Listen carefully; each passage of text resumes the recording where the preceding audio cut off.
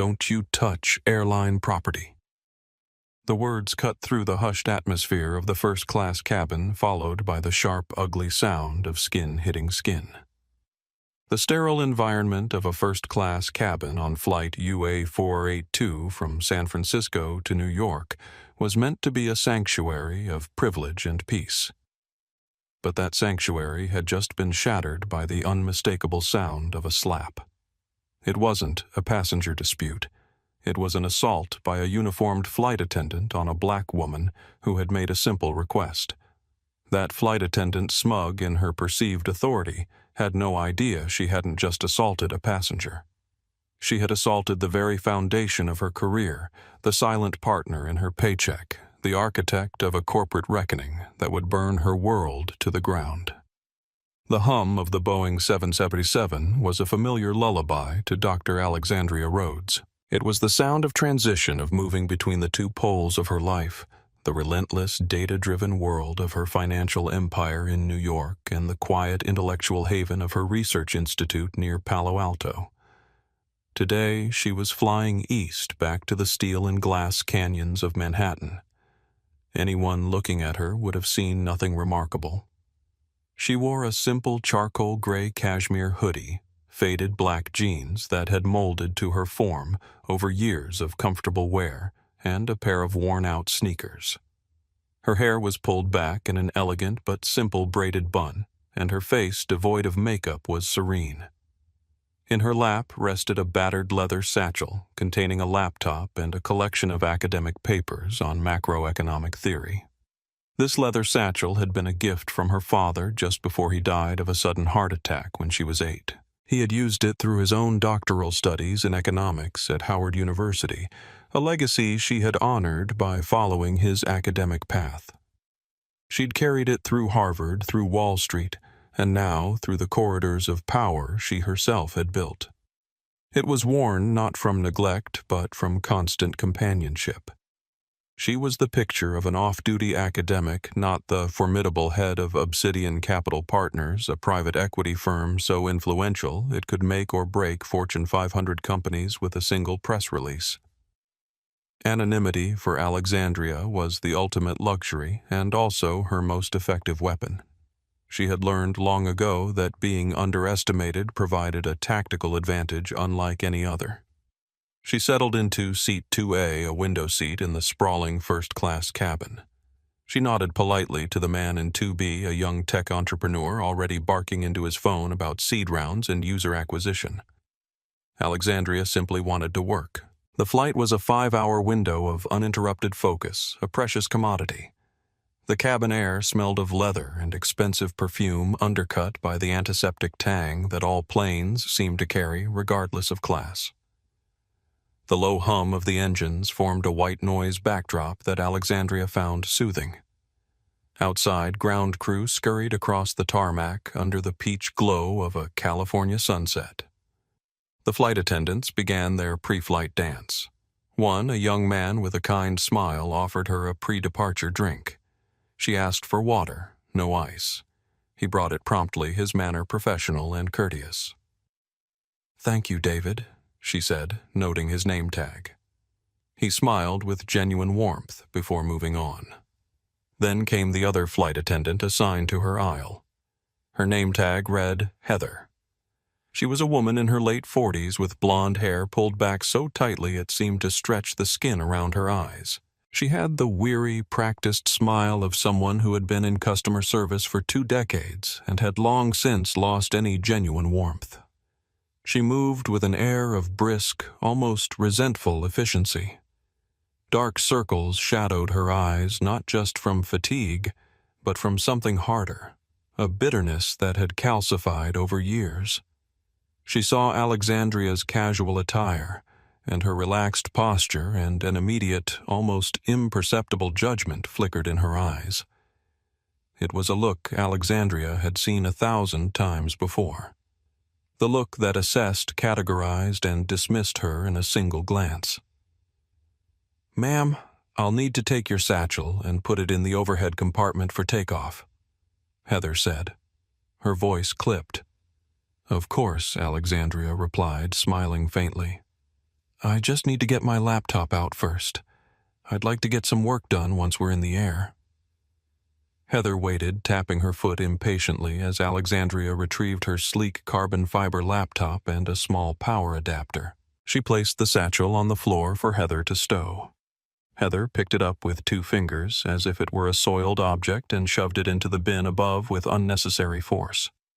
Alexandria chose to ignore it. Microaggressions were the static of her life. She had learned long ago to tune them out lest they drive her mad. But as Heather stowed the bag, Alexandria caught a glimpse of the woman's reflection in the window. There was a flicker, just the briefest moment of uncertainty in Heather's eyes, as if some part of her recognized her behavior was unprofessional. But then her jaw set, and the moment passed.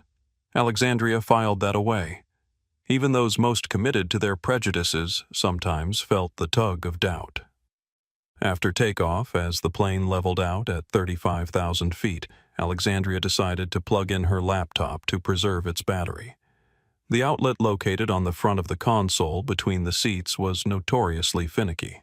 She tried to insert the adapter, but the angle was awkward. She didn't want to force it and risk breaking it or the socket. She was a person who respected equipment, whether it was a multi-billion-dollar corporate asset or a simple electrical outlet. She waited for Heather to pass by on her next round. "Excuse me," Alexandria said politely. "I'm having a little trouble with this power outlet. Could you perhaps take a look? Maybe there's a trick to it." Heather stopped sighing as if Alexandria had asked her to solve a complex engineering problem. "You just push it in," she said, not even looking down. "I tried that." Alexandria said, her voice still even. "It seems to be stuck, and I don't want to damage it." "Would you mind?" Heather's eyes narrowed. In her mind, this wasn't a request for help. It was a challenge. This casually dressed woman was to her incapable of performing a simple task and was now wasting her valuable time. Her prejudice, simmering just below the surface, began to bubble up. For just a moment, Alexandria saw something personal flash across Heather's face, a memory perhaps of her own frustrations. The woman had likely started her career with optimism, only to find herself 20 years in still serving passengers who often treated her as invisible. That didn't excuse what was about to happen, but it contextualized it. "Ma'am, it's a simple plug," Heather said condescendingly, her voice loud enough for the surrounding passengers to hear. "It's not that difficult. Just give it a good shove." Alexandria's pleasant expression didn't change, but a cool firmness entered her voice. "I am telling you that it is not working with a normal amount of force. I am asking for your assistance. That is part of your job, is it not?" The challenge was now overt. The tech entrepreneur in 2B paused his typing, sensing the shift in tone. An older woman across the aisle looked over with concern. Heather's face flushed a blotchy red. Humiliated and furious at being called out, her professionalism evaporated, replaced by raw, unvarnished hostility. "Our job is safety, not plugging in your electronics for you," she snapped. Alexandria, still calm, decided to try one last time herself. She leaned forward, using her thumb and forefinger to gently jiggle the adapter into the socket. She wasn't shoving it, she was maneuvering it. And that's when it happened. Heather saw Alexandria's hand on the console, and something inside her snapped. She reached down, and with a swift, violent motion, slapped Alexandria's hand away. "Don't you touch Airline property!" Heather hissed, her face contorted with rage. Time seemed to freeze. The hum of the engines was the only sound. The tech entrepreneur's jaw was literally hanging open. The woman across the aisle gasped, her hand flying to her mouth. Alexandria slowly, deliberately pulled her hand back and cradled it in her other palm. She didn't raise her voice. She didn't cry out. She lifted her gaze from her hand and met Heather's furious eyes with an unnerving glacial calm that was far more terrifying than any scream. "I believe," Alexandria said, her voice dangerously quiet. "You just put your hands on me. You just assaulted a passenger." Heather seemed to realize the gravity of her action, but her pride wouldn't let her back down.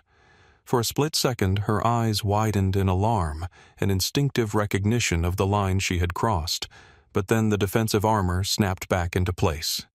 "You were being non-compliant and attempting to damage the equipment," she blustered, trying to frame her assault as a procedural necessity. "I was attempting to plug in my computer."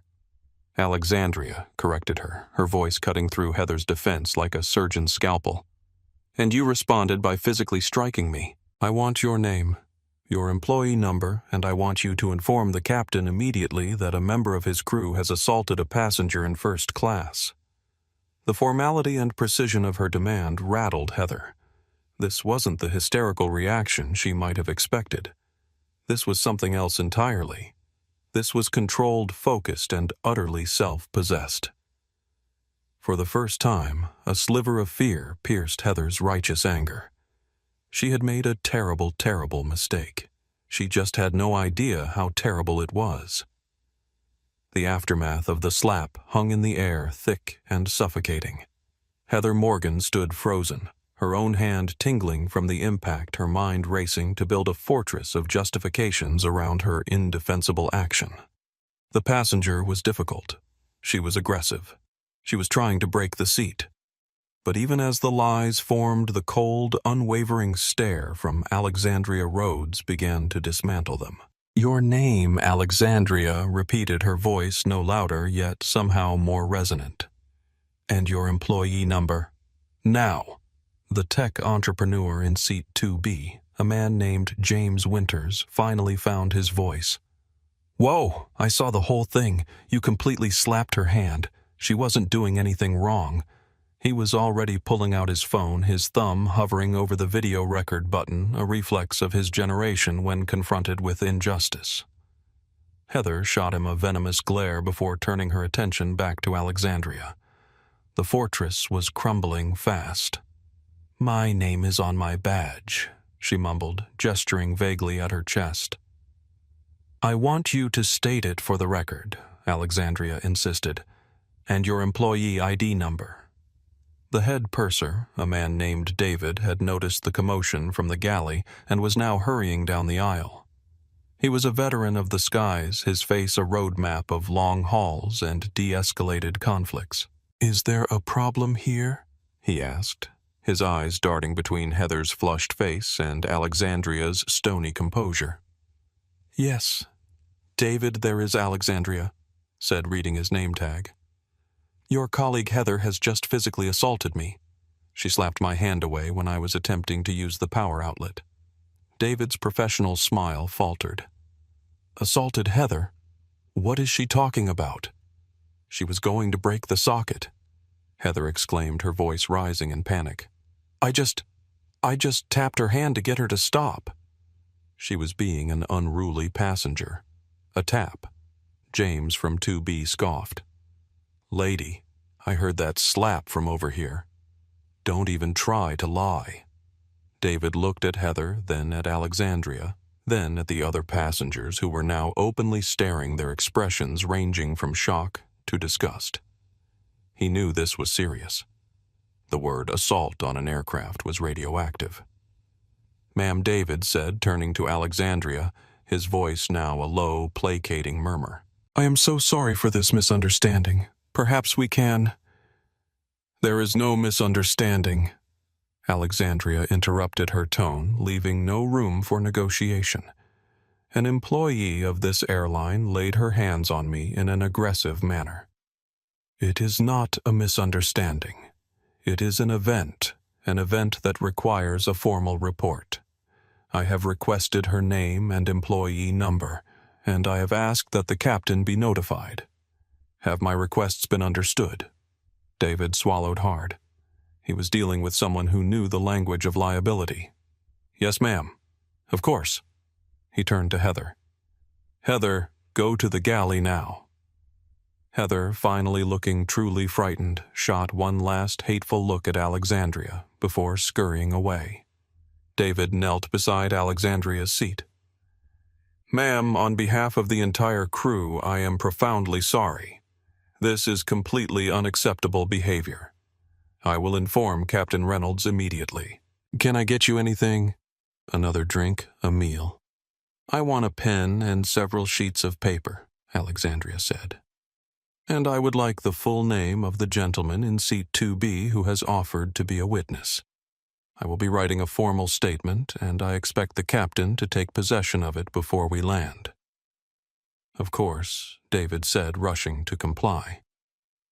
For the next hour, Alexandria wrote her handwriting as precise and controlled as her voice. She detailed the time, the location, the sequence of events, the words exchanged, and the nature of the physical contact.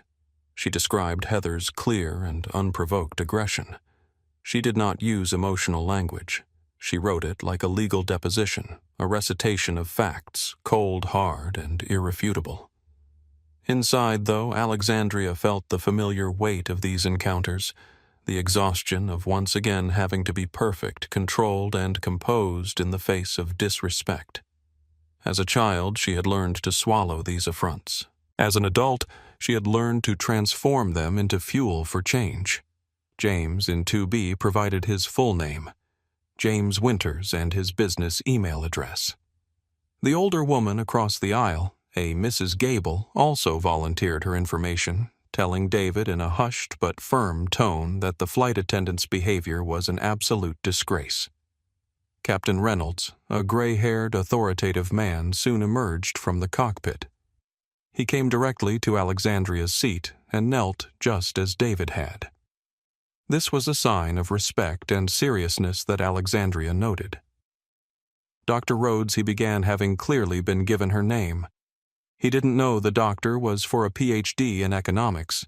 He was just using the title on the passenger manifest. I am Captain Reynolds. I have been fully briefed by my purser, and I have confined Ms. Morgan to the galley for the remainder of the flight. She will not be interacting with any more passengers. I have read your statement. It is detailed and alarming. It is factual, Alexandria stated. I have no reason to doubt that the captain said sincerely, and I want to extend my personal apology. In my 30 years of flying, I have never had a report like this about a member of my crew. This incident will be escalated to the highest levels of our corporate security and HR departments the moment we land. I will personally hand-deliver your statement. Thank you, Captain Alexandria said. That is all I ask for at this time. She didn't demand compensation. She didn't threaten lawsuits. She simply stated her expectation that the system, the airline's own process for accountability, would be followed to the letter. This, in a way, was more unsettling for the crew than a screaming tirade. It implied a faith in process and a deep-seated knowledge of how such processes were supposed to work. For the rest of the flight, Alexandria was treated with a reverence usually reserved for visiting royalty. David personally attended to her every need, which was simply to be left alone. She opened her laptop, which she had successfully plugged in herself after the captain insisted on ensuring the outlet was functional, and began to work. She compartmentalized the incident. The emotional response could wait. Now was the time for action. She composed a short encrypted email on her laptop. The recipient was Nathan Rivera, the chief counsel of Obsidian Capital Partners, and her most trusted advisor for over a decade. The subject line was simple: Incident on UA 482. The body of the email was just as succinct. Nathan I was the subject of an unprovoked physical assault by a flight attendant, Heather Morgan, on my flight to JFK today. The crew and captain are aware and have filed a report. I have 2 witnesses. Initiate a passive background inquiry on United Airlines corporate structure. I want to know the current composition of the board, the name of their head of in-flight services, and the primary point of contact for their corporate legal department. Do not make any official contact yet. I want to see how their internal process handles this first. Let's see if they police their own. Alexandria. She hit send. The email shot through the aircraft's Wi-Fi, a digital arrow aimed at the heart of a corporate behemoth that had until now been completely unaware of her existence. As the plane began its descent into the sprawling metropolis of New York, Alexandria looked out the window. She wasn't looking at the city. She was looking at the future. A future where Heather Morgan and her employer would learn a very hard lesson about who they were dealing with. The storm was coming. The moment Alexandria deplaned at JFK, the airline's carefully constructed veneer of concern began to crack. A ground manager, a harried-looking man named Frank Wilson, was waiting for her at the jet bridge holding a tablet with her name on it. "Dr. Rhodes?" he asked, his smile not quite reaching his eyes. "Frank Wilson, duty manager. Captain Reynolds asked me to meet you. On behalf of United Airlines, I'd like to again apologize for the unpleasantness on your flight."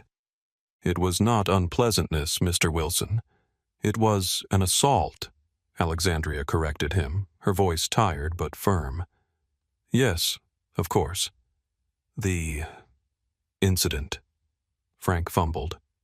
"We've already credited your frequent flyer account with 50,000 bonus miles as a gesture of our apology for the lapse in service."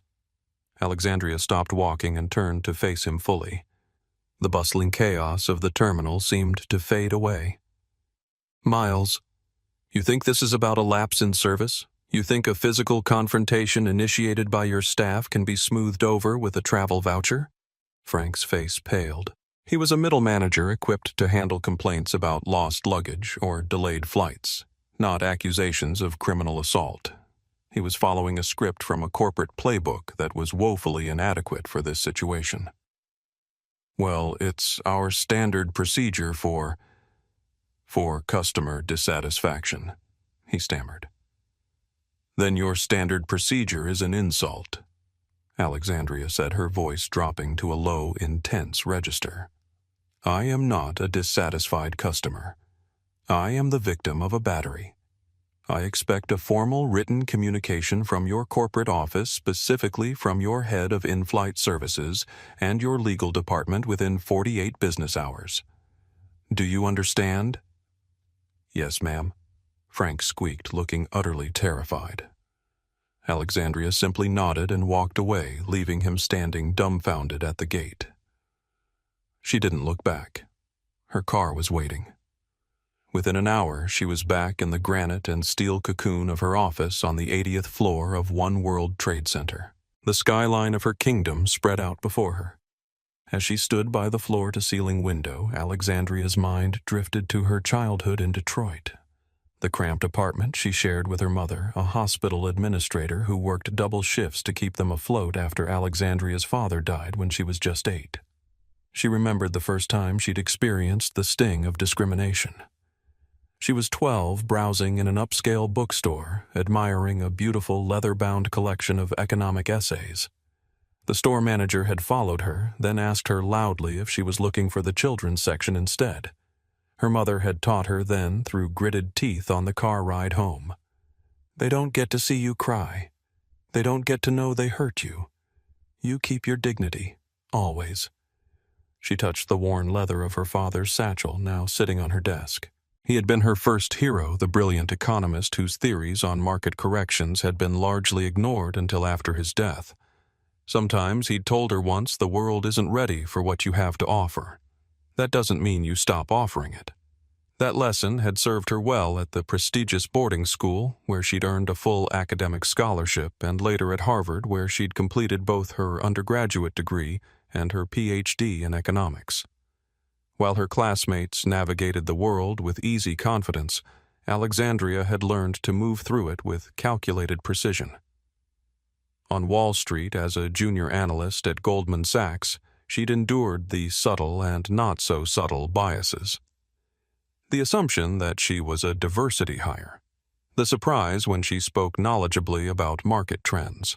The way senior partners would repeat her ideas but attribute them to white male colleagues.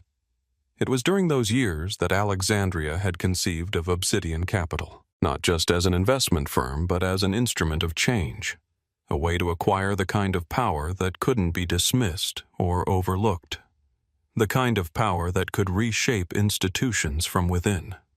She'd named it Obsidian after the volcanic glass her father had kept on his desk, black sharp, formed under intense pressure, and capable of cutting with microscopic precision. Like a good economic theory, he'd told her, It reveals the truth by making the cleanest possible cut. In the 15 years since founding Obsidian, she had built it into one of the most respected and feared players in private equity. Her reputation for identifying undervalued companies with potential for dramatic growth was unmatched. But what few knew was her particular interest in companies with problematic corporate cultures. Alexandria didn't just want to make money. She wanted to transform. And now United Airlines had placed itself squarely in her sights. As she turned from the window back to her desk, Alexandria's phone buzzed. It was Nathan Rivera. "I got your email," he said without preamble.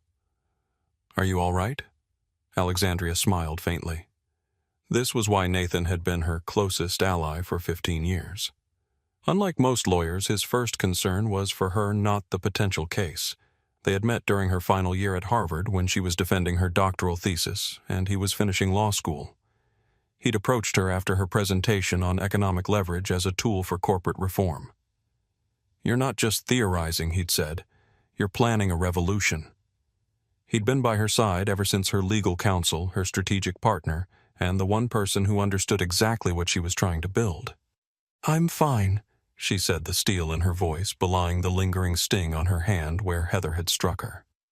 "What have you found? I've initiated the background search. Preliminary information shows United's parent company is headed by CEO Thomas Bennett, a veteran of the airline industry known for his cost-cutting measures and focus on shareholder value. And in-flight services. That would be Andrea Collins. She's been with the company for about 5 years, came from Delta. The general counsel is William Parker, former partner at Holden and Marsh. Any connections to Obsidian Alexandria asked. None that are obvious. They don't know who you are, Alexandria. To them, you were just another passenger." Alexandria sat down in her ergonomic chair, her fingers steepled against her lips. "Good. I want to see how they handle this when they think I'm powerless. Let's give them the 48 hours I requested. If they respond appropriately, we'll leave it at that. If not..." Nathan knew that tone. It was the same one she'd used before Obsidian had acquired a controlling interest in a tech company whose CEO had been quietly burying sexual harassment complaints. "If not, we move to phase 2, he finished for her. "Exactly," Alexandria said. "In the meantime, map out their corporate structure. I want to know board composition, major shareholders, debt structure, everything." "Already on it." Nathan paused. "Alex," he said, using a nickname only he was permitted to use. "Are you sure you're okay? This wasn't just a professional slight. She put her hands on you." Alexandria's composure flickered just for a moment. "I've experienced worse, Nathan. You know that." "I do. That doesn't make it acceptable."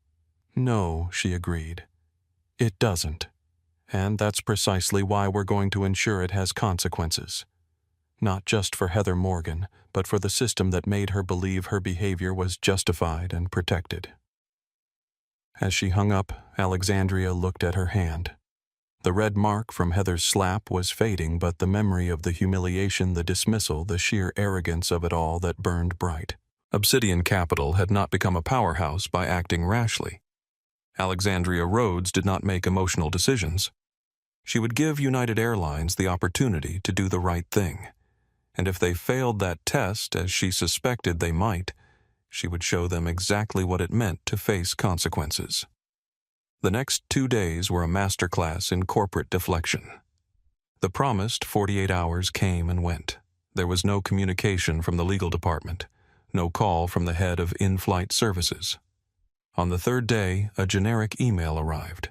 It was from customercare@united.com. Subject: regarding your recent travel experience. Dear valued customer, thank you for reaching out to United Airlines. We are in receipt of your complaint regarding your flight UA482 from SFO to JFK. We take all feedback seriously and have launched an internal review of the incident you described. At United Airlines, we are committed to providing a safe and comfortable environment for all our passengers. We are looking into the matter with the crew members involved to get a full picture of the events. We appreciate your patience as we conduct our review. As a token of our goodwill, we have already deposited 50,000 bonus miles into your Mileage Plus account. Sincerely, United Airlines Customer Care Team. Alexandria read the email twice. Valued customer. The anonymous, infuriatingly bland salutation was like a splash of cold water. They hadn't even used her name. They had reduced her assault to feedback and an incident described. This wasn't an investigation. It was a containment strategy. Then her phone rang. It was an unfamiliar number. She answered cautiously. Dr. Rhodes. This is Linda Martinez from Channel 7 News. We received an anonymous tip about an incident on a United flight involving a passenger being assaulted by a flight attendant. Would you care to comment? Alexandria's eyes narrowed. This was an unexpected complication. Someone was trying to take control of the narrative. I'm afraid I have no comment at this time, she said smoothly, then hung up. Within minutes, Nathan was on the line. Alexandria, we have a problem. There's a story brewing. Someone likely from United is trying to get ahead of this by spinning it to the media. They're suggesting an altercation between a difficult passenger and a crew member. How do you know this? I have contacts at several outlets. They've all received similar tips. The language is consistent, clearly coming from a single source. They're trying to muddy the waters before we can take action. Alexandria considered this. It was a clumsy attempt at damage control, but it confirmed what she already suspected: United Airlines wasn't investigating in good faith. They were circling the wagons. Do we have the information I requested on their corporate structure? She asked. Yes, and something interesting. Their stock ownership is more fragmented than usual for a company this size. No single entity owns more than 8%. Except for a collection of holdings that, when traced back through various shells and investment vehicles, appear to be controlled by Obsidian sub-funds. Exactly how much do we control, Nathan? Once you connect all the dots, 12.8% of outstanding shares. We're their largest shareholder, and they don't even know it. Alexandria smiled faintly. Years ago, her team had begun quietly accumulating positions in companies with poor service records and problematic management practices.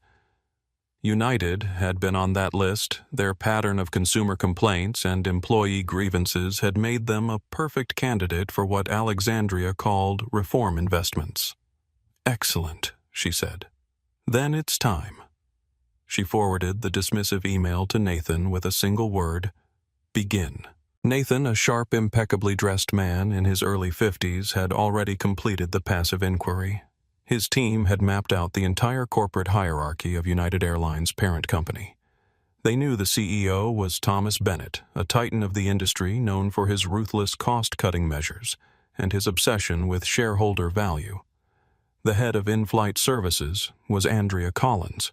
The general counsel was William Parker. Nathan's first move was a gentle probing phone call. He didn't call the customer care hotline. He called the direct line of a junior attorney in William Parker's office, a contact he had from a previous unrelated corporate transaction. Mark Nathan Rivera here. He said, his tone friendly and relaxed. Say I have a bit of a strange one. A client of mine, a very high-profile individual, was on a flight a few days ago, UA 482. Had a rather nasty run-in with a flight attendant. Physical contact involved. She filed a report with the captain, but all she's received is a form letter from customer care. Seems a bit off, don't you think? The junior attorney, eager to seem helpful to a man of Nathan's stature, promised to look into it. An hour later, he called back, his voice now stilted and official. Nathan, I've looked at the file, he said. Our internal report indicates a disruptive passenger who was verbally abusive to the crew and was attempting to damage aircraft seating. The flight attendant acted to prevent this damage. It's being handled by HR as a standard crew performance review. Nathan's friendly demeanor didn't waver, but his mind was racing. A disruptive passenger. Verbally abusive. That's a fascinating interpretation of events, Mark. Did this report happen to include witness statements from other passengers? There was a pause. The report was based on the accounts of the crew members present, the attorney said carefully. I see. Nathan said, so Heather Morgan and her friends have circled the wagons and created a work of fiction, and the airline is accepting it at face value. Very enlightening. Thank you for your time, Mark. He hung up. The airline's strategy was now crystal clear. It was a classic she said they said. Except in this case, it was she said the institution said. They were going to protect their employee label Alexandria as the problem and bury the incident under layers of HR bureaucracy. Heather Morgan, feeling the full weight of the corporate machine behind her, would feel vindicated and untouchable. Nathan walked into Alexandria's office and laid out the situation. They've branded you an unruly passenger. They interviewed Heather and her colleagues who have all corroborated a story in which you were the aggressor. They are stonewalling. They believe you're just another disgruntled traveler they can ignore. Alexandria looked out the window for a long moment, watching the tiny helicopters buzz between skyscrapers. They believe I am powerless, she said softly. They've made an assessment based on incomplete data of fatal business error. She turned back to Nathan, a fire in her eyes that could melt steel. They've chosen their position. They've decided to back the word of a prejudiced employee over an assaulted passenger. They have endorsed Heather's actions as acceptable, so we are no longer dealing with a rogue employee. We are dealing with a corporate policy, a culture. What's the play? Nathan asked. The play is simple, Alexandria replied. We are going to introduce ourselves properly. She picked up a pen and a sheet of her personal embossed letterhead. Nathan, she said, get me the home address of every single member of the United Airlines Board of Directors, and find me the direct private office line for Thomas Bennett. Not his assistant, not his secretary. Him. Nathan smiled. The time for passive inquiry was over. The time for shock and awe had begun. The corporate wall of silence was about to be hit by a wrecking ball named Obsidian Capital Partners. For the next 24 hours, the 80th floor of One World Trade Center became the silent, humming nerve center of a corporate war. The atmosphere at Obsidian Capital Partners was one of serene, focused intensity. There were no raised voices, no panicked movements. There was only the quiet confidence of a team of experts executing a plan with surgical precision. When Dr. Alexandria Rhodes had uttered the single word, "Begin," Nathan Rivera had simply nodded. It was the signal he had been waiting for the release of a coiled spring. While the executives at United Airlines went about their days attending meetings on quarterly earnings and approving marketing campaigns, a corporate earthquake was being meticulously engineered directly beneath them. They were utterly oblivious, confident that the unruly passenger incident was being quietly managed and buried by their well-oiled bureaucracy. They could not have been more wrong. Meanwhile, Alexandria's private life continued. She had dinner with a graduate student whose research she was funding, reviewed papers for an economic journal, and even attended a charity gala where she was photographed with the mayor. Nothing in her demeanor suggested she was simultaneously orchestrating one of the most precisely targeted corporate takeovers in recent memory. That evening, she and Nathan shared a late dinner in her office, a ritual they had maintained through 15 years of partnership. Thai food from their favorite hole-in-the-wall restaurant eaten at her conference table while they finalized strategy. You know, Nathan said, picking up a spring roll, I still remember the first time I saw this look in your eyes. That tech company in 2017? Alexandria smiled faintly. Roberts Technologies. The CEO had been burying sexual harassment complaints, and we found out his board knew about it.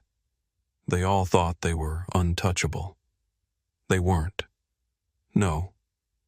Nathan studied her face. This is different, though, isn't it? This is personal. Alexandria was quiet for a moment. All injustice is personal, Nathan. We just pretend it isn't so we can sleep at night. He nodded, understanding the deeper truth. In 15 years, he'd never seen Alexandria pursue a vendetta. She had never used Obsidian's power for petty revenge. but she had used it again and again to force change in companies that refused to evolve on their own. "The letters are ready," he said, "and the call to Bennett is scheduled for 9:01 tomorrow morning." "Perfect timing," Alexandria replied, "right in the middle of his fleet acquisition meeting." Nathan raised an eyebrow. "How did you know about that?" She smiled enigmatically. "I make it my business to know the schedules of CEOs we might need to influence." The pieces were in place. The storm was about to break. The first phase of the operation was the preparation of the communicates. This was not a task delegated to a mailroom. Nathan oversaw it personally in a glass-walled conference room. A junior analyst brought in a box of Alexandria's personal stationery. It was heavy, cream-colored vellum, with her understated personal crest a simple obsidian flame embossed at the top. The choice was deliberate. This wasn't a corporate letterhead from Obsidian Capital. This was a message from the woman herself, a direct and personal accounting. Nathan reviewed the addresses his team had compiled. They hadn't just found the primary residences of the 12 members of the United Airlines Board of Directors. They had cross-referenced them with property records and recent social media check-ins to ensure they were current.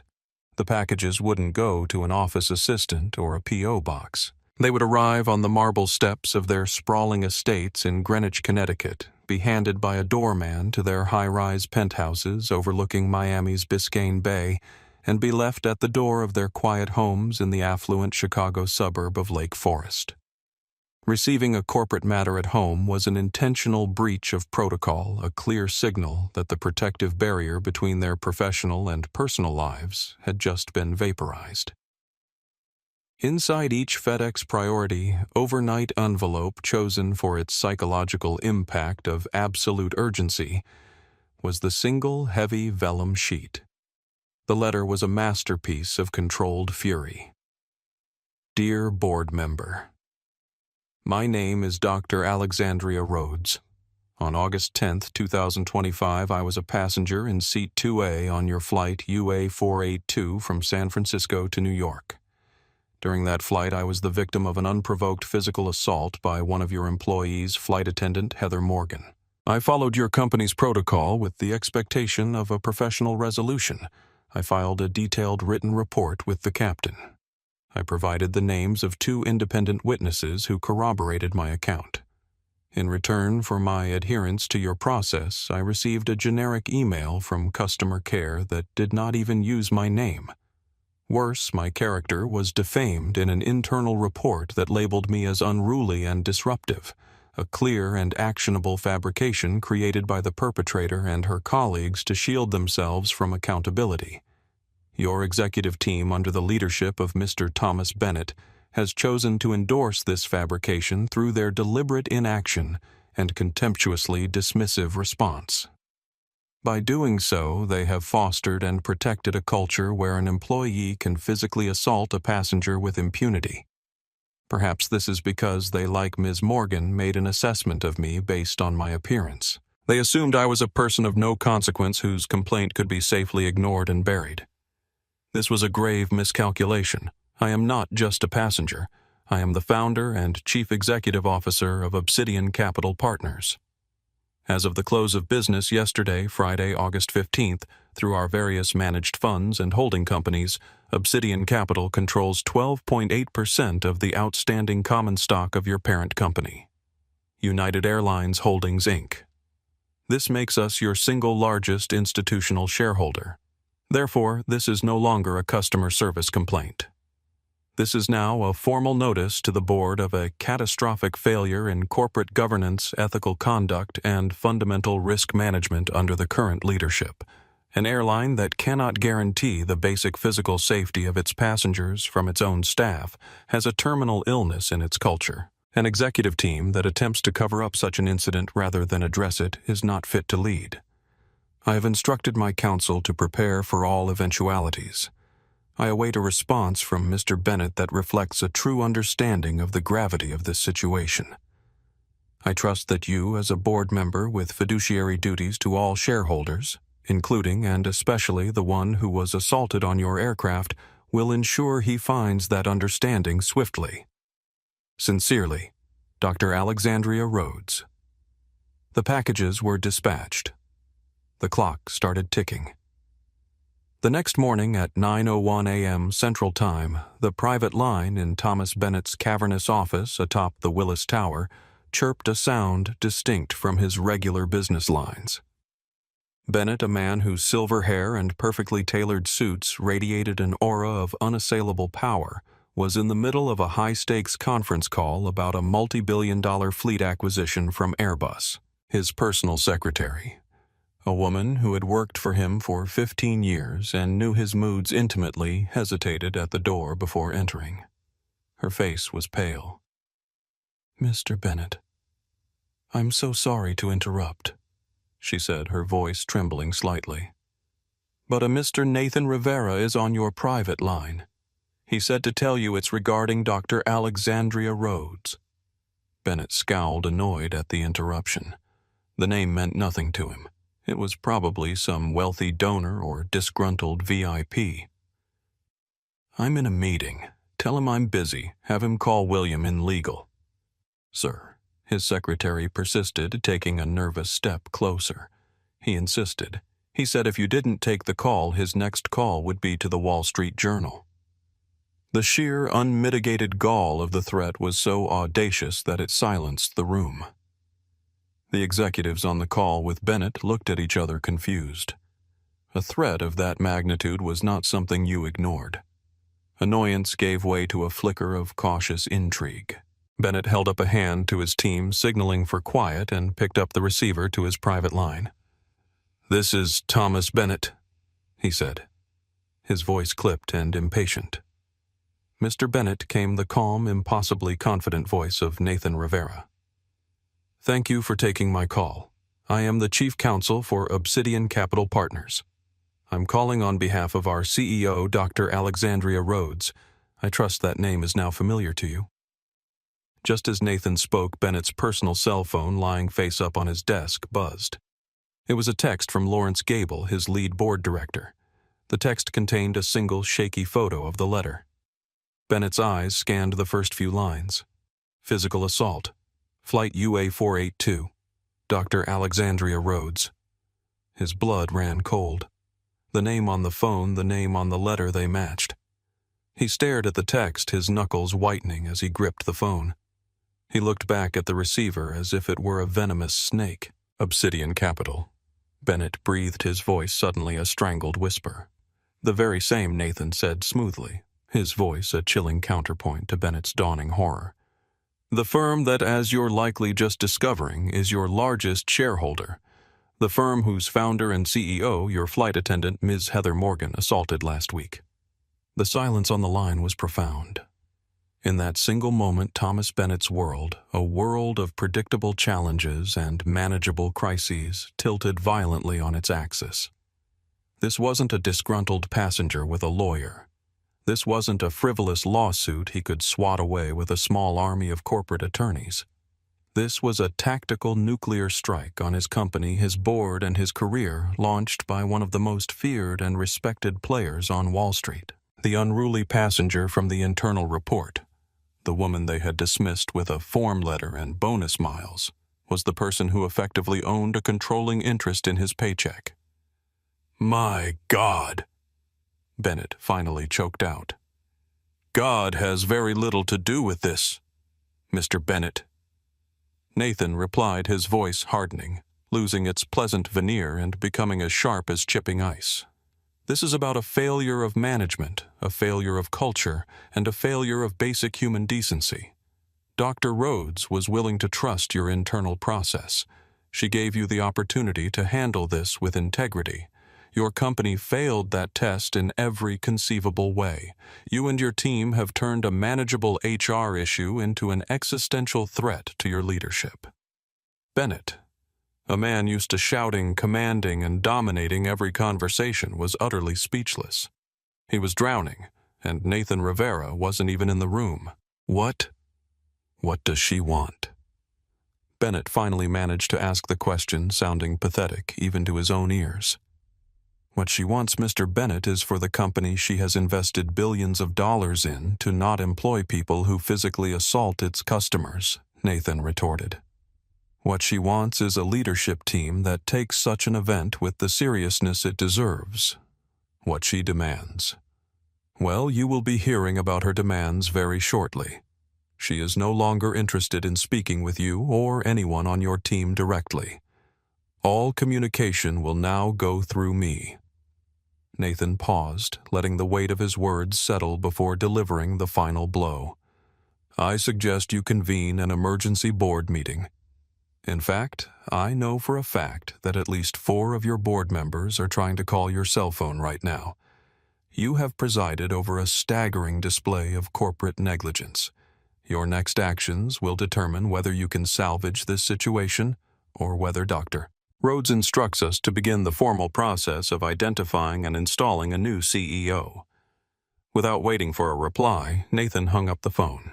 In the silent, opulent Chicago office, Thomas Bennett slowly placed his own receiver back in its cradle. He looked at the confused faces of his executive team, then down at his personal phone, which was now lit up like a Christmas tree with incoming calls from his panicked board. The multi-billion-dollar Airbus deal was forgotten. The neatly ordered world he had ruled for a decade had just been blown apart by a woman in a cashmere hoodie whom he and his company had dismissed as a nobody. The bill for Heather Morgan's prejudice had just arrived, and it was going to be astronomical. The fallout inside United Airlines was not a slow burn. It was a series of controlled demolitions, each one meticulously targeted to shake the company's leadership to its very foundation. Thomas Bennett, a man whose entire persona was built on the granite of unflappable control, found himself in a state of pure, unadulterated panic. His mind, usually a sharp instrument of corporate strategy, was now a maelstrom of fear and disbelief. The name Dr. Alexandria Rhodes echoed in his head, a phantom he had unknowingly provoked into a fury. An emergency virtual board meeting was convened with a speed that defied corporate bureaucracy. It took just under 2 hours. On the screens of a dozen laptops in a dozen lavish offices and homes across the country, the faces of the board members materialized. They were a gallery of the powerful and privileged. But today, their expressions were uniform, grim masks of anxiety. The atmosphere wasn't just tense, it was feral. Alexandria Rhodes's letter, delivered with the precision of a targeted missile, had done its job perfectly. The board wasn't merely concerned. They were terrified. They were staring into the abyss of a crisis that threatened not just the stock price, but the very integrity of their leadership. They were facing the righteous wrath of a major shareholder who had been personally and physically abused by their own company. Lawrence Gable, the board's lead independent director and a man whose presence usually calmed the most turbulent waters, was the first to speak. His voice, typically a low baritone of reason, was sharp with accusation. "How in the hell did this happen, Tom?" he demanded, his eyes boring into Bennett's image on the screen. "We're not talking about a lost bag or a delayed flight. We're talking about an assault on the CEO of Obsidian Capital. How did her complaint get buried in some customer care queue and end up with her being labeled the problem Bennett, for the first time in his long and storied tenure, had no plausible answer?" He felt the sweat bead on his brow. "It was a procedural failure," he began, the words tasting like ash in his mouth. "A catastrophic breakdown in communication. The report from the flight crew was misleading. Misleading another board member, a sharp-witted tech CEO from Austin, scoffed loudly. Tom, let's call it what it is. It was a fabrication, a self-serving lie concocted by the employee and her colleagues to cover up an assault. And our system, your system, accepted it without a single question. What does that say about our internal controls, about our culture?" The rhetorical question hung in the virtual room, heavy and damning. The answer was clear to everyone on the call. It said their culture was rotten. A place where the lowest-level employee felt empowered to abuse a customer, confident the institution would protect them. Bennett's instinct, honed by decades of corporate firefights, was to immediately shift to damage control. "I'll call her," he announced, trying to project a command he no longer felt. "I'll apologize personally profusely. We'll offer a substantial settlement, something in the 8-figure range. We'll make this go away quietly." A weary, bitter laugh came from Lawrence Gable. "Too late for that." "Tom," he sighed, rubbing his temples as if trying to ward off a migraine. "Did you even read the letter?" It states, and I quote, "I am no longer interested in speaking with you or anyone on your team directly. Her counsel, Mr. Rivera, is the gatekeeper. They've shut you out, Tom. They are in complete control of this situation now." And they were. The next communication from Nathan Rivera arrived not as a phone call, but as an email sent directly to Thomas Bennett and carbon copied to every single member of the board. There was no friendly preamble, no room for negotiation. It was a list of non-negotiable demands, a corporate ultimatum.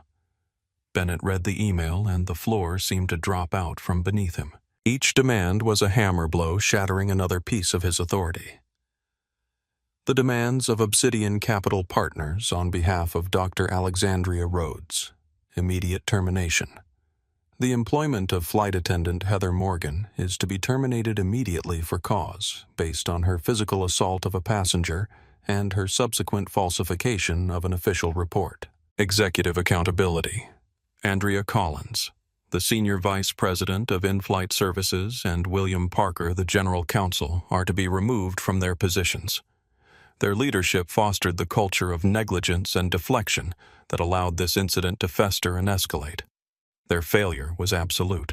Public Apology CEO Thomas Bennett will issue a full unreserved public apology via a press release and a video statement posted on all official company channels.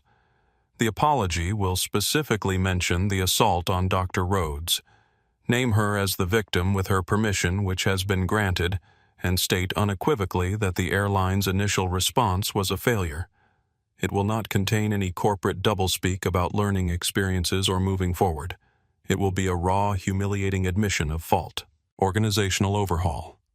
The airline will contract at its own expense a diversity, equity, and inclusion DEI consultancy firm to be chosen solely by Dr. Rhodes.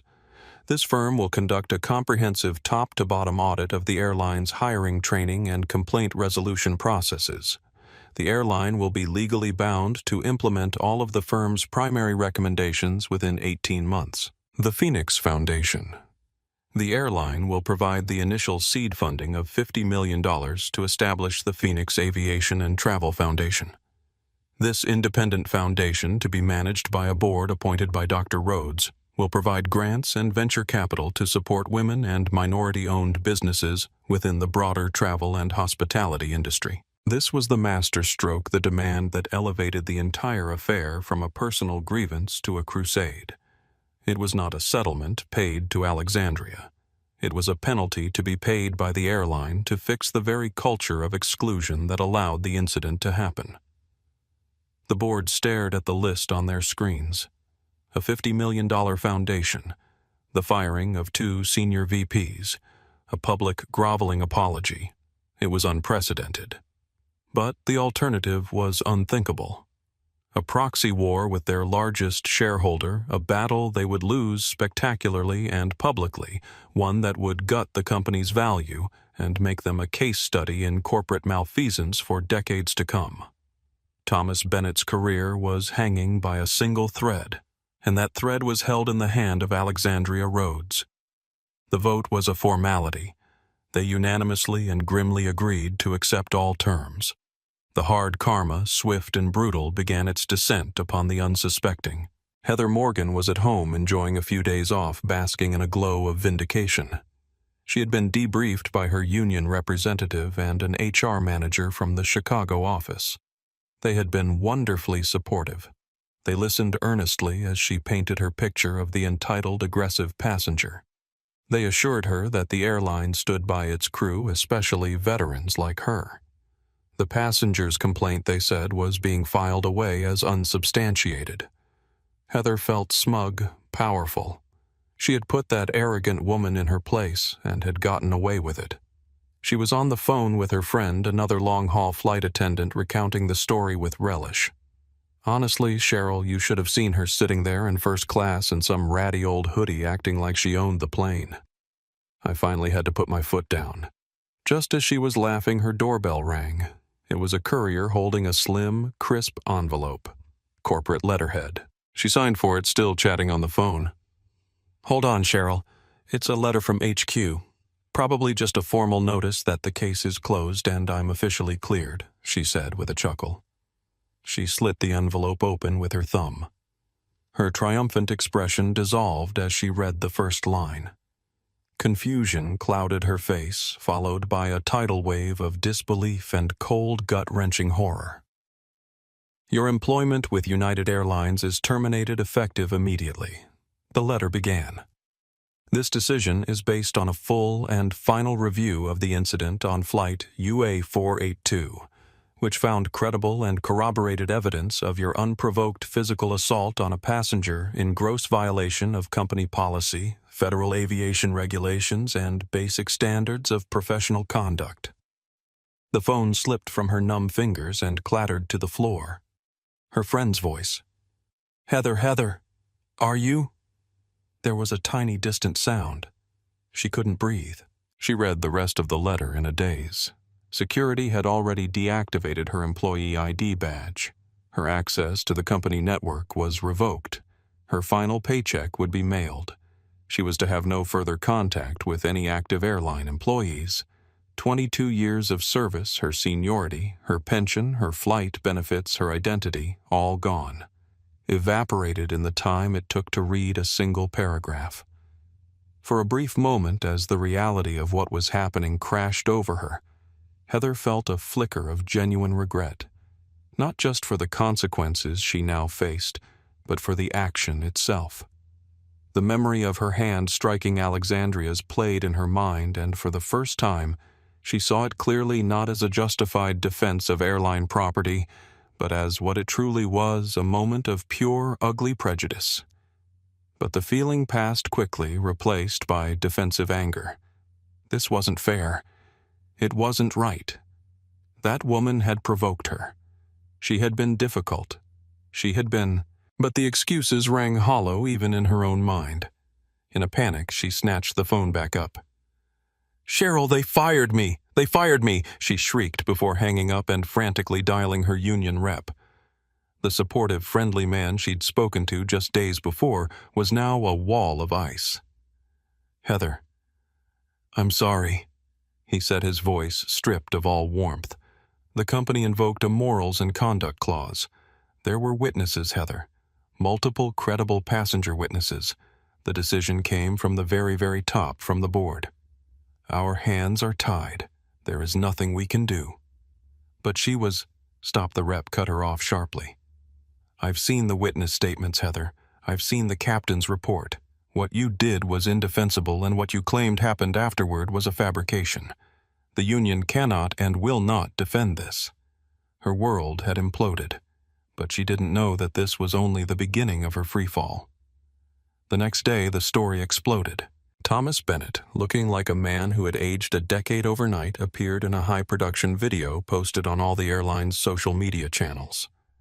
He read the apology from a teleprompter, but the humiliation in his eyes was real. He detailed the unacceptable physical assault by a flight attendant against a deeply valued customer and partner, Dr. Alexandria Rhodes. He announced the immediate resignations of the 2 senior executives and the stunning creation of the $50 million foundation. It was a bombshell. The Wall Street Journal, the New York Times, CNN, Forbes. Every major news outlet pounced on it. The narrative was irresistible. Race class, corporate power, and karmic justice all rolled into one. Heather Morgan's name was not mentioned in the official release, but in the Shark Tank of modern media it was leaked within hours.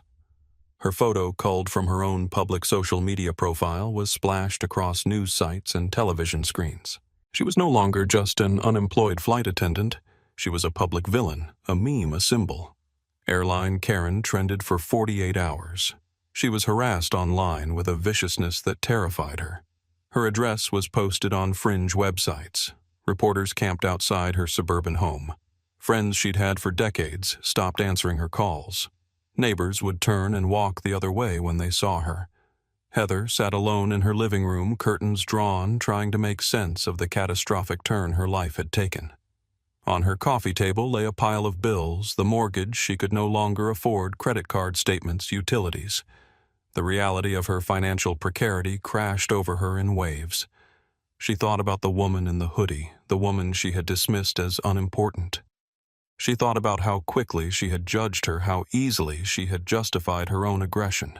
In her darkest moments, when self-pity gave way to painful clarity, Heather recognized that her downfall hadn't been engineered by Alexandria's wealth or power. It had been triggered by her own actions, her own prejudices, her own certainty that the woman in the cashmere hoodie was someone she could dismiss and disrespect with impunity. She tried to find another job, any job in the service industry, but her name and face were now toxic. No one would hire the flight attendant who slapped the billionaire. Her prejudice, her flash of anger born from 1,000 tiny resentments, had cost her everything. It wasn't just the slap. It was the arrogance.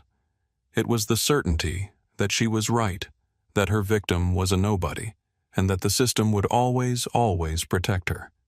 She had built her life on a foundation of quiet biases, and the person she chose to target happened to be the one person on Earth capable of pulling that foundation out from under her.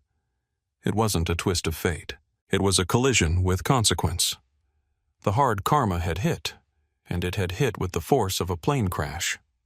Meanwhile, at the United Airlines headquarters, the aftershocks continued. The emergency board meeting had turned from crisis management to outright damage control. The stock had plummeted 8% in a single day as investors reacted to the news of the assault and the forced removal of key executives. Lawrence Gable was leading the meeting, now Bennett having been sidelined to a purely ceremonial role until the situation stabilized. The Phoenix Foundation announcement has generated some positive press. A PR executive was saying, her voice strained with the effort to find any silver lining. Social media sentiment is showing early signs of improvement. And the legal exposure, Gable asked, turning to the interim general counsel, a woman who had been hastily promoted from the deputy position. Contained for now, she replied. Dr. Rhodes is not pursuing personal damages, which is unexpected. The foundation structure effectively channels what would have been a massive personal settlement into a public good. It's actually quite brilliant from a PR perspective. And operationally, the interim head of in-flight services cleared her throat. We've initiated a complete review of all passenger complaint procedures. The DEI consultancy firm Horizon Equity Partners will begin their audit next week. They've already requested access to our training materials and complaint records for the past 5 years. Gable nodded grimly. And Bennett, how's he holding up? A strained silence fell over the virtual meeting. Everyone knew that Thomas Bennett's days as CEO were numbered. The only question was whether he would resign gracefully or be forced out in a proxy vote led by Obsidian Capital. He's compliant, the PR executive finally said. He's following the script provided by Obsidian's team to the letter. Gable leaned back in his chair, the weight of the situation evident in the new lines on his face. Let me be very clear, he said, his voice low but carrying the force of absolute authority. From this moment forward, every interaction with Dr. Rhodes and her team is to be handled with the utmost professionalism and deference. If she asks for the moon, you find a way to deliver it. If Obsidian makes a suggestion, we treat it as a directive. Is that understood? The faces on the screen nodded in unison. Good. Because make no mistake, our jobs this airline, our entire future is now in the hands of a woman our employee physically struck, and our company then proceeded to insult and dismiss. The only path forward is complete and total contrition. Unknown to the board, one of their members, a quiet older gentleman named Richard Harmon, who rarely spoke during meetings, had been doing his own research into Alexandria Rhodes and Obsidian Capital. What he found both impressed and disturbed him.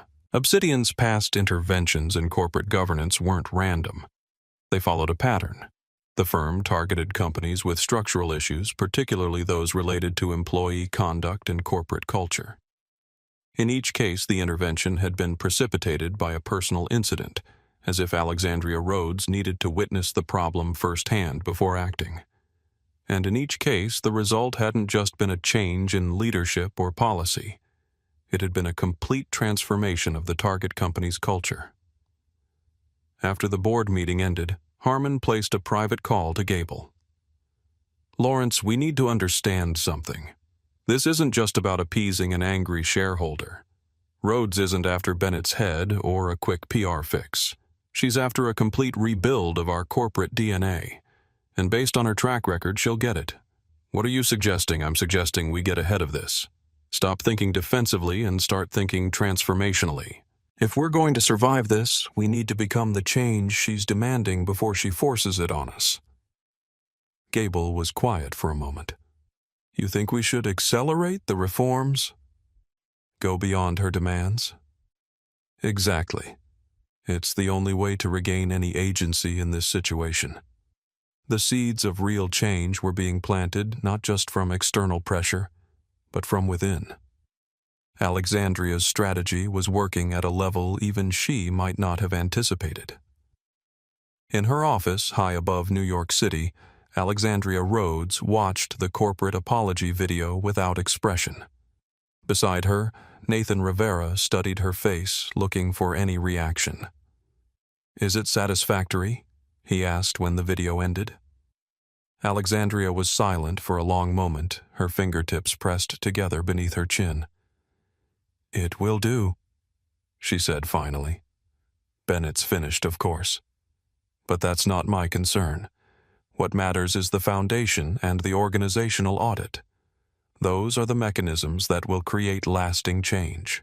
"You never intended to take personal compensation," Nathan observed. It wasn't a question. "What would be the point?" Alexandria asked, turning to face him. "Another zero in my bank account. No, Nathan, this was never about money. It was about accountability, yes, but more importantly, it was about transformation. One airline changes its practices, others follow, standards shift, cultures evolve." She looked out at the city skyline, her expression thoughtful. "My father used to say that money is just energy. It flows where you direct it.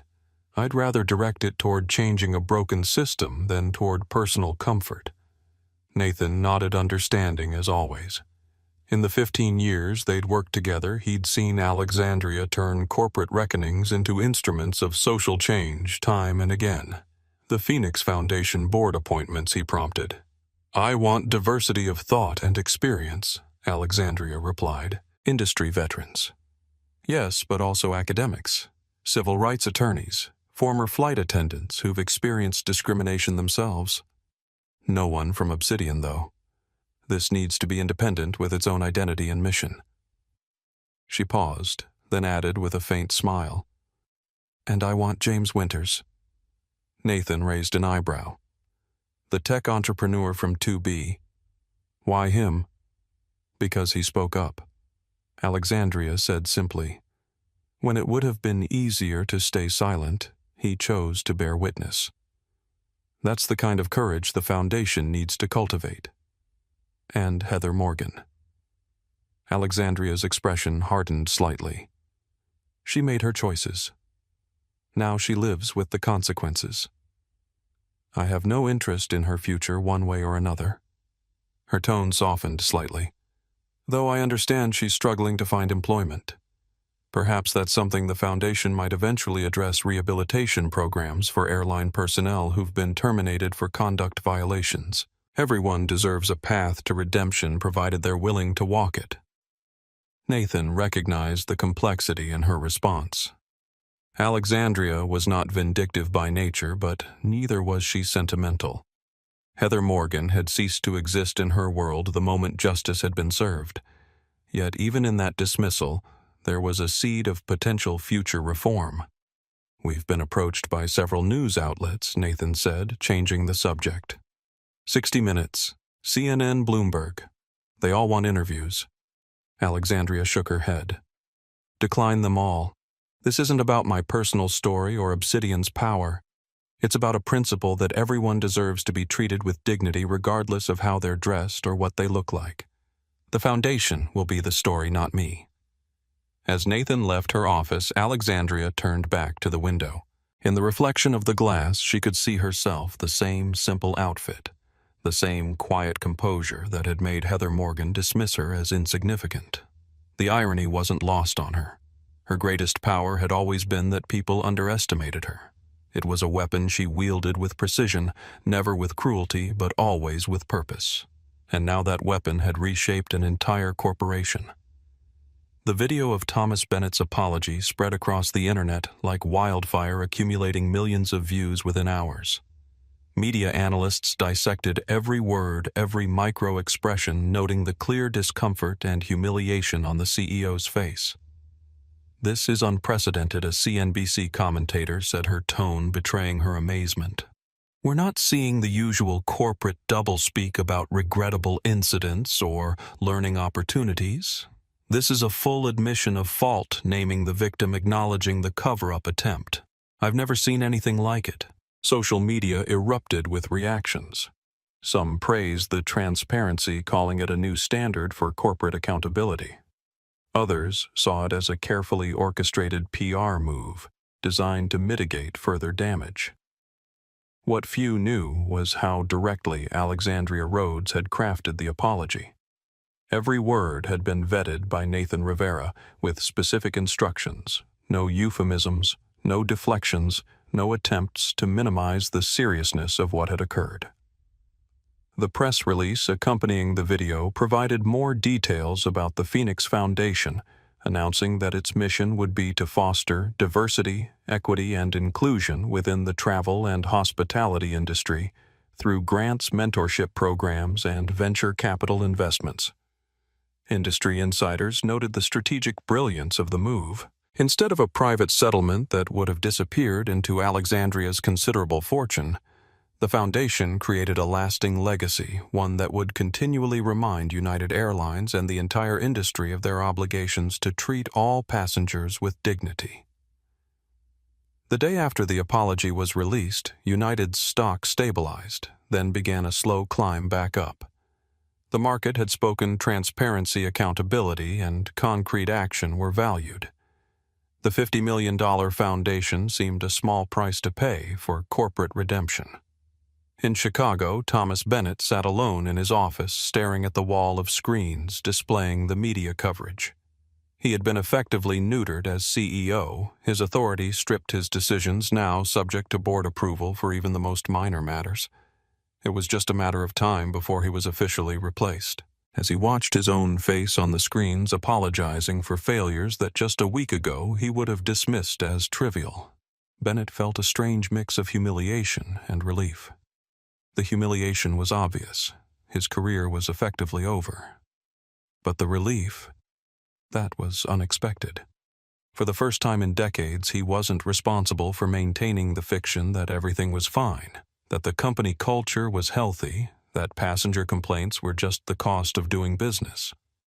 There was a strange freedom in the collapse of that facade.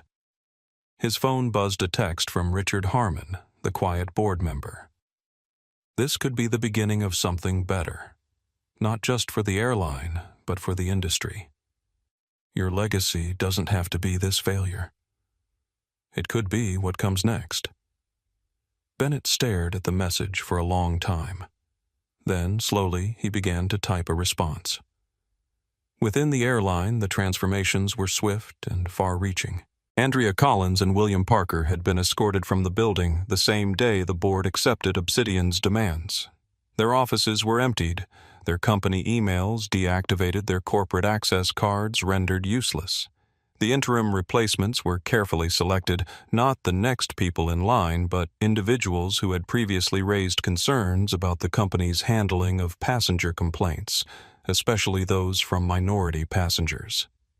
The new head of in-flight services, Janet Ramirez, had a background in both aviation and organizational psychology.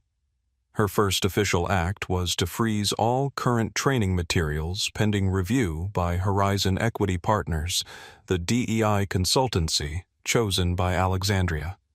"We're not just putting a Band-Aid on this," she announced in her first all-hands meeting with the Flight Attendant Corps. "We are rebuilding our approach to passenger interactions from the ground up."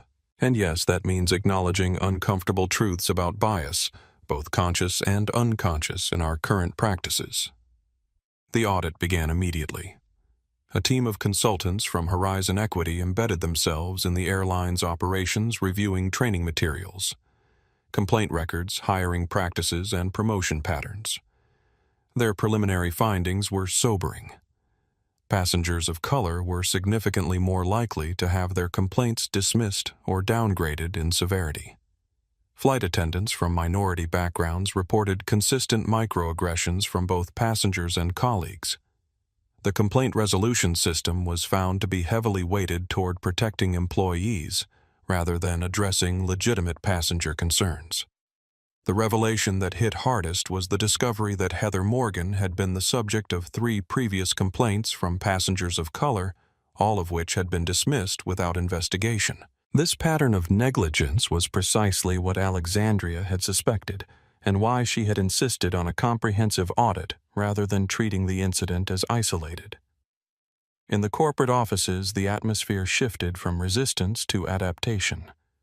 Those who had initially viewed the changes as punitive began to see them as necessary evolutionary steps. Richard Harmon, once the quiet board member, emerged as a vocal advocate for reform, working with David the flight attendant, who had handled Alexandria with respect and professionalism, to implement changes that went beyond Obsidian's demands. David the flight attendant, who had handled Alexandria with respect and professionalism, was promoted to a new position, Director of Passenger Dignity, a role specifically created to ensure that passenger complaints were handled with sensitivity and thoroughness. The recommendations from Horizon Equity were extensive and unapologetically ambitious mandatory bias training for all customer-facing staff, a complete overhaul of the complaint resolution process with independent review, diverse hiring targets at all levels of the organization, the creation of a passenger advocacy office with direct reporting to the board. In normal times, such sweeping changes would have met with institutional resistance. But these were not normal times. With Obsidian Capital watching closely and the terms of Alexandria's demands legally binding, the airline had no choice but to implement every recommendation. Change rippled through the organization. Some employees resigned, unwilling to adapt to the new expectations. Others embraced the transformation, sensing that it represented not just a corporate necessity, but a moral imperative. The flight attendants' union, initially defensive about Heather Morgan's termination, shifted its stance after reviewing the evidence and the audit findings. Their new leadership issued a statement affirming their commitment to the highest standards of professionalism and respect for all passengers, regardless of appearance, race, or background. Behind the scenes, Thomas Bennett was negotiating the terms of his departure. The board, recognizing the inevitability of his exit, was focused on finding a successor who would maintain the momentum of change while restoring confidence in the airline's leadership. What surprised Bennett most was his own evolving perspective. As the audit findings were presented to him, he found himself genuinely troubled by what they revealed. Had he truly been blind to these patterns? Or had he simply chosen not to see them? The question haunted him, and in his final weeks as CEO, he became an unexpected ally to the reform efforts, lending his support to changes that would have seemed unthinkable to him just months earlier. 6 months after the incident on Flight UA482, the Phoenix Foundation officially launched. The Foundation's headquarters occupied a light-filled space in downtown Chicago, just blocks from United's corporate offices, a proximity that was no coincidence. Every executive who looked out their window would be reminded of the consequences of their previous failures. Alexandria had declined to chair the Foundation's board personally, instead assembling a diverse group of industry veterans, civil rights advocates, and academics. Dr. James Winters. The tech entrepreneur from Seat 2B who had witnessed the assault was among them, having reached out to Alexandria after the incident to express his desire to be part of the solution. "When I saw what happened that day," he said during the Foundation's opening ceremony, "I realized that bearing witness isn't enough. We have to transform that witness into action." The Foundation's first initiative was a scholarship program for minority students pursuing careers in aviation, from pilots to mechanics to management. The second was a venture capital fund specifically for women and minority entrepreneurs developing innovations in travel technology and services. Most significantly, the Foundation established an industry-wide certification program for diversity and inclusion practices. Airlines, hotels, cruise lines, and other travel businesses could apply for certification, which required meeting stringent standards for employee training, complaint handling, and inclusive hiring. The certification quickly became a competitive advantage in the marketplace, with travelers actively choosing certified companies for their business.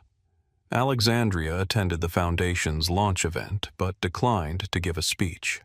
Instead, she watched from the back of the room as the board chair, a former FAA administrator who had long advocated for equity in aviation, outlined their mission.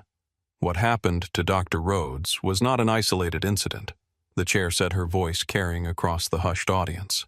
It was a symptom of a deeper problem, one that affects countless travelers who don't have the resources or platform to demand accountability. The Phoenix Foundation exists to give voice to those experiences and to transform the industry from within. As she listened, Alexandria felt a sense of completion. The humiliation of that slap, the dismissal in Heather's eyes, the corporate stonewalling, all had been transmuted into something with purpose and power. It wasn't revenge, and it was reformation.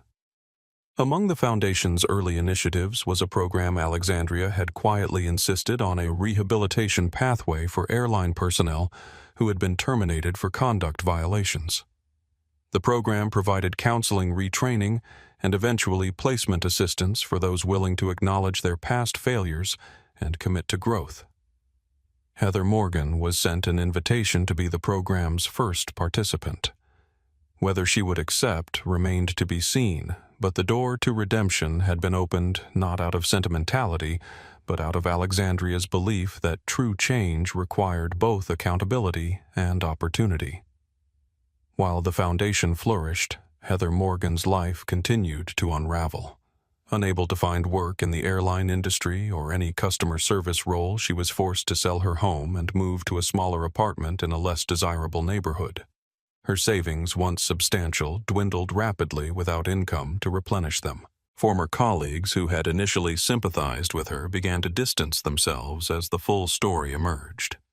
The revelation that she had previous complaints against her that had been buried was particularly damaging, transforming her in their eyes from an unfortunate scapegoat to a genuine liability. Her union, which had initially promised to fight for her, quietly dropped their efforts after reviewing the passenger witness statements and the video evidence that had surfaced after the incident. In a moment of desperate anger, Heather attempted to tell her side of the story to a local news outlet. The interview backfired spectacularly when she described Alexandria as entitled and aggressive terms that rang hollow against the composed professional image the public had formed of the finance executive. Social media erupted again, with clips of the interview going viral for all the wrong reasons. Commentators noted the irony of Heather calling someone else entitled when she had felt empowered to physically strike a passenger who had merely asked for help. 6 months after her termination, Heather was forced to move in with her sister in another state, her reputation in tatters, her career prospects non-existent. Late one evening, as she scrolled through job listings that seemed to lead nowhere, an email arrived. The Phoenix Foundation. She nearly deleted it, assuming it was some kind of cruel joke. But curiosity won out. She opened it to find an invitation to participate in a rehabilitation program for airline personnel seeking to rebuild their careers after disciplinary action. The email was clinical, neither accusatory nor sympathetic. It simply offered a path forward, counseling bias training, eventual placement assistance for those who completed the program successfully. Heather stared at the screen for a long time. Her first instinct was rage. How dare they offer her charity after destroying her life? But as the anger subsided, a different emotion took its place: exhaustion. She was tired of the anger, tired of the blame, tired of the endless cycle of justification and denial. For the first time since the incident, she allowed herself to replay the moment honestly. She saw her hand striking Alexandria's. She felt the rush of power it had given her. She acknowledged the ugly truth that she had enjoyed putting this woman in her place. The realization was like ice water down her spine. What kind of person had she become? With trembling fingers, she hit reply and typed 2 words. "I'm interested." She had become a case study in the consequences of unchecked bias, a cautionary tale told in corporate training sessions across the country. But perhaps, just perhaps, she could also become something else, an example of genuine transformation. What Heather never fully grasped, even in the aftermath, was that her downfall hadn't been engineered by Alexandria's wealth or power. It had been triggered by her own actions, her own prejudices, her own certainty that the woman in the cashmere hoodie was someone she could dismiss and disrespect with impunity. In the quiet moments before sleep on her sister's fold-out couch, Heather sometimes replayed that moment in the airplane cabin. The frustration, the snap judgment, the impulse that had led her to slap a passenger's hand. The truth, which she was only now beginning to acknowledge to herself, was simpler and more profound. Every passenger deserved the same respect, the same dignity, the same service, regardless of who they were or what power they held. That was the lesson she had failed to learn, the principle she had violated, and the reason her world had collapsed. And now, perhaps it was the foundation on which she might begin to rebuild. 1 year after the incident on Flight UA 482, the ripple effects had spread far beyond United Airlines. The Phoenix Foundation had become a powerful force in the travel industry, its certification now a coveted mark of excellence that companies fought to earn. Passengers actively sought out certified airlines, hotels, and travel services, making diversity and inclusion practices a genuine competitive advantage. Other major carriers, watching United's transformation with wary eyes, had proactively launched their own internal audits and training overhauls.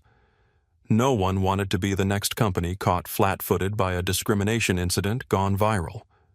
The Federal Aviation Administration and Department of Transportation had taken notice as well, launching a joint task force to examine industry-wide standards for passenger complaint handling, with a special focus on potential bias in how complaints from minority passengers were processed.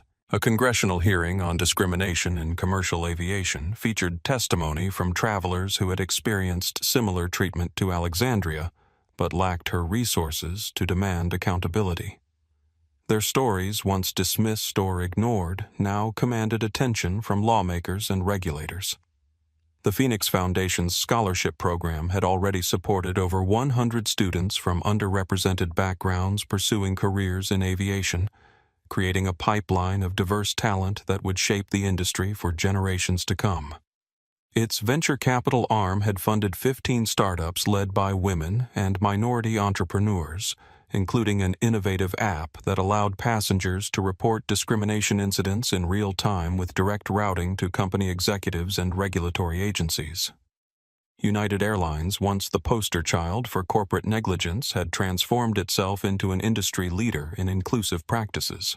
The organizational audit had been painful but thorough, leading to changes at every level of the company. Thomas Bennett had departed 6 months after the incident, taking early retirement, with a significantly reduced severance package, a condition Alexandria had personally insisted upon. His replacement, a veteran aviation executive with a strong record in organizational culture, had embraced the transformation, making it a cornerstone of the airline's new identity. Most importantly, the cultural shift within the company had begun to take hold. Flight attendants reported feeling empowered to address bias from colleagues or passengers without fear of retaliation. Diverse hiring and promotion had increased at all levels of the organization. Passenger complaints were handled with new seriousness and transparency. None of this would have happened without that single moment when Heather Morgan's hand struck Alexandria's. The Phoenix Foundation's rehabilitation program had expanded beyond its initial scope. Heather Morgan, to everyone's surprise, had not only completed the program, but had become one of its most vocal advocates. She now spoke regularly at industry conferences, sharing her story not as a victim of corporate overreaction, but as someone who had been given the opportunity to confront her own biases and grow beyond them. "I thought I was protecting airline property," she would say in her presentations. "What I was really doing was protecting my own power, my own privilege, my own right to decide who belonged and who didn't. That's not service. That's not professionalism. That's prejudice, plain and simple." Her candor was uncomfortable for many, but effective precisely because of that discomfort. She had become, ironically, one of the Foundation's most powerful agents of change. On the one-year anniversary of the incident, Alexandria found herself once again on a United Airlines flight from San Francisco to New York. She had specifically requested the same route UA 482, though she had booked seat 3A this time, avoiding the emotional echo of the exact location. As she settled into her seat, she noted the subtle differences in the first-class cabin experience. The flight attendants were more attentive, more genuine in their interactions with all passengers. The pre-flight announcements included a brief statement about the airline's commitment to respectful treatment of every traveler. Small changes, perhaps, but indicative of a deeper transformation. The lead flight attendant, a woman named Teresa, recognized Alexandria immediately, despite her casual attire the same style of hoodie and jeans she had worn a year ago. There was no judgment in Teresa's eyes, only professional courtesy and perhaps a touch of nervousness. "Dr. Rhodes," she said quietly, "it's an honor to have you on our flight. Is there anything special you require?" Alexandria smiled gently. "Just the same service you'd give any other passenger, Teresa. That's all I've ever wanted." Teresa nodded, understanding the deeper meaning behind the simple request. As the flight took off, Alexandria gazed out the window, reflecting on the year that had passed. She had never intended to become a catalyst for industry-wide change. She had simply wanted accountability for a moment of injustice. Yet the ripples had spread far beyond that initial stone thrown into the water. The Phoenix Foundation was doing work that would outlast her, creating opportunities and safeguards for travelers who would never know her name. There was a certain poetic justice in it all. The very bias that had led Heather Morgan to dismiss her based on her appearance had ultimately empowered Alexandria to create systemic change. It wasn't about revenge. It had never been about that. It was about transformation, about using power responsibly to reshape an environment that allowed prejudice to flourish. Alexandria opened her laptop, smiling faintly as she plugged it into the power outlet without any difficulty. She had an email from Nathan about the Phoenix Foundation's latest initiative, a partnership with major airlines to create standardized bias response training for all flight crews. United had been the first to sign on, eager to demonstrate their continued commitment to change. Others were following suit, not wanting to be left behind. This was the true victory, not Heather's downfall or Bennett's humiliation, but the gradual, inexorable shift in what was acceptable, what was expected, what was demanded. As the flight approached New York, Teresa returned to Alexandria's row. "Dr. Rhodes," she said, her voice low enough that other passengers couldn't hear. "I hope this isn't inappropriate, but I wanted to thank you. I was considering leaving the industry before everything changed. The environment was becoming toxic, especially for flight attendants of color like myself. But now," she gestured subtly around the cabin, "now I feel like I can actually do my job with dignity. The new training, the new protocols, it's like night and day. And the Foundation's mentorship program. I've been paired with a senior executive who's helping me prepare for management roles." Alexandria felt an unexpected warmth spread through her chest. This was the true measure of what had been accomplished, not corporate policies or press releases, but real changes in individual lives. I'm glad to hear that, Teresa. That's exactly what we hoped for. Teresa hesitated, then added, There's someone else who wanted to meet you if you don't mind. Our newest flight attendant, Maria. She's one of the first Phoenix Foundation scholarship recipients to complete training. At Alexandria's nod, Teresa gestured toward the galley. A young woman approached, her uniform crisp, her posture confident, but her eyes wide with admiration. Dr. Rhodes. It's an honor, Maria said, extending her hand. Without your foundation, I would never have been able to afford flight school. I'm the first in my family to finish college, and now, this. You changed everything. Alexandria shook her hand warmly. You earned it, Maria. The foundation just opened the door. You walked through it on your own merit. As the two flight attendants returned to their duties, Alexandria turned back to the window. Below her, the Manhattan skyline emerged through wisps of cloud, a testament to human ambition and perseverance. One slap, one moment of prejudice, and from it an entire movement had grown. She thought of Heather Morgan, briefly wondering if the woman had learned anything from her downfall. The news of Heather's participation in the rehabilitation program had surprised Alexandria. She had never expected the flight attendant to take that path to confront her own biases so openly. It was, in its way, a different kind of courage. As the plane touched down at JFK, Alexandria felt a sense of closure that had eluded her until now. The circle was complete. The wound had healed, and in its place stood something stronger, something that would outlast both her and Heather Morgan. She had not raised her voice. She had not sought revenge. She had simply stood firm in her dignity and used her power to ensure others could do the same. As passengers began to deplane, Teresa caught her eye one last time and gave her a subtle nod of respect, not because of her wealth or position, but because of what she had chosen to do with them. And in that moment, Alexandria knew that the journey that had begun with a slap had ended with something far more powerful transformation. The Phoenix Foundation would continue its work long after this anniversary had passed, opening doors, changing lives, reshaping an industry from within. What had been meant to diminish her had instead created a legacy of dignity that would touch countless lives for generations to come.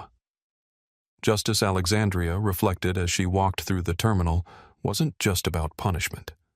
It was about creation, about building something better from the ashes of what had been destroyed.